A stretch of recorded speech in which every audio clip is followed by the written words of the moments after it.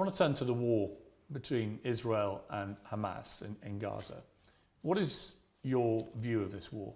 I think when you call it a war, you're doing a disservice to the people who are having their limbs blown off by some of the most advanced technical weaponry on the planet. It is a genocide and it is disgusting. And it doesn't matter which side of the political spectrum you fall on. When you observe a genocide in front of your very eyes, you should be disgusted. Which side is waging genocide? The Israelis are genociding the Palestinians, and you know it as well as everybody else does. That. Well, then it seems like your bosses are not allowing you to know it. What do you think of what Hamas did on October the 7th? Why are you starting the story in the middle, Piers? Didn't. I just asked you about the wider war.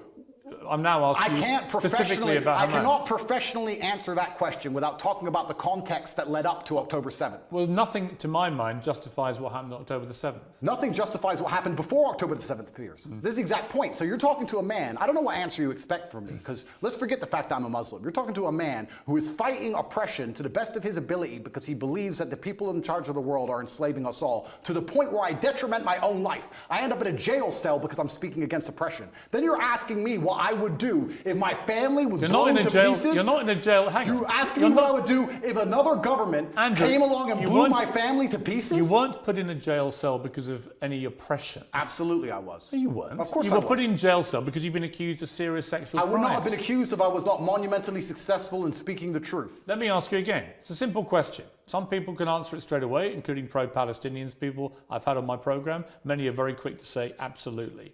Do you believe Hamas are a terror organization? And that's a very interesting question, but I think you're peddling asininities. Well, just answer the question.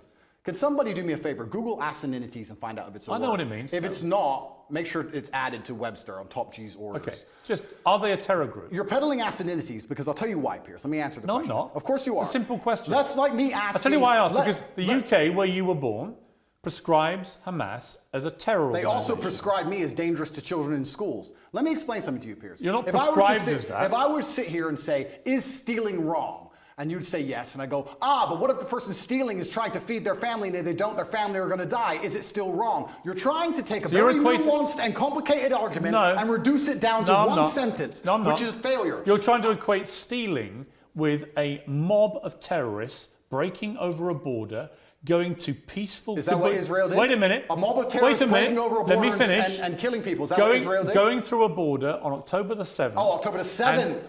Massacring young people at a festival, massacring families in their homes in a kibbutz, setting fire to them, cutting their heads off, killing babies. Oh, killing 40 babies. That was true. Well, fine. Were the babies vaccinated? Why are you being flippant? I'm not being flippant. The point I am making... I don't find that funny. No, but the point I am making is that the media lies, firstly.